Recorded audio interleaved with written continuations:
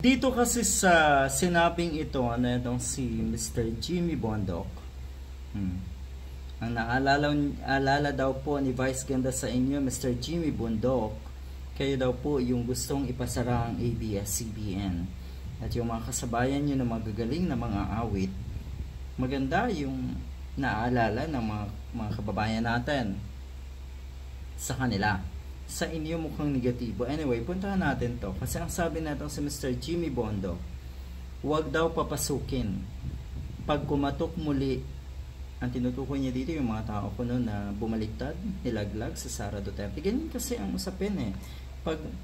Pag hindi kinonsente, pag hindi tinolerate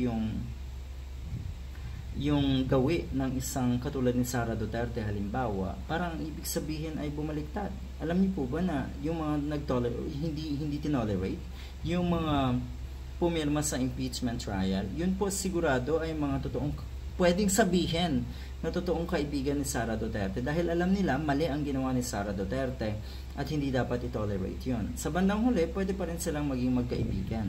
Pero yung mga nasa paligid ni Sara Duterte na todo depensa pa, todo gatong pa, or todo sabihin na natin, todo suporta pa rin kay Sara Duterte. Naku, hindi yan mga totoong kaibigan.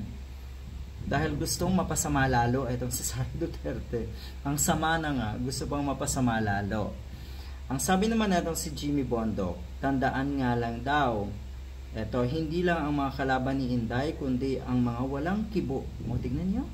Ito ba yung gusto mong maging senator na alam na natin, umpisa pa lang alam na natin na ang pagsisilbihan ay ang mga Duterte. Paano napunta sa usaping ito? Kung tutuusin yung mga usapin na ganito, na kuno ay yung mga walang kibo, yung mga nilaglag sa Sara Duterte, sila daw ay dapat hindi na pagbuksan kung sakaling kumatok ulit kay Sara Duterte. Kahit daw dati silang nakinabang, elected or appointed, huwag daw papasukin pag kumatok muli, pagbangon ni Inday Sara. Prinsipyo lang, sabi niyo. O, ayan, maganda, may prinsipyo ka. Kaya lang, baluktot yung prinsipyo niyo po, Mr. Jimmy Bondoc. Ang ibig din sabihin na ito, lupaypay na talaga sa Sara Duterte ngayon. Kasi ang sabi niya, muli, kumatok daw muli sa pagbangon ni Sara Duterte.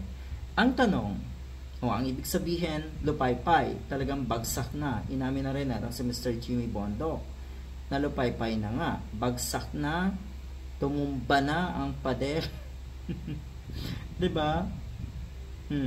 Yan po napakaliwanag Accepted, okay, inamin na sirang-sira, ay sino bang sumira? Alangan namang sinira sila ng mga taong kuno ay bumaligtad sa kanya. Abay sarili mismo na itong sa Sara Duterte ang sa tingin ko ay sumira sa kanya. Kumatok daw muli pagbangon nito. Paano? Ito yung malaking katanungan Paano kung hindi na makabangon? Kasi may pagkakataon na yung mga taong talagang lugmok na hindi na pwedeng makabangon, hirap nang bumangon, matagal bago makabangon, sabihin na natin, ay baka tumanda na itong sa Sara Duterte ay hirap pa rin bumangon, hirap pa rin makabangon.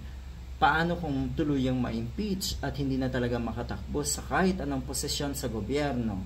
Yun ba ang sinasabi mo, Mr. Jimmy Bondoc, na pag bumangon, pag makabangon, naku, paano nga po, ulitin ko lang, kung hindi na mangyari?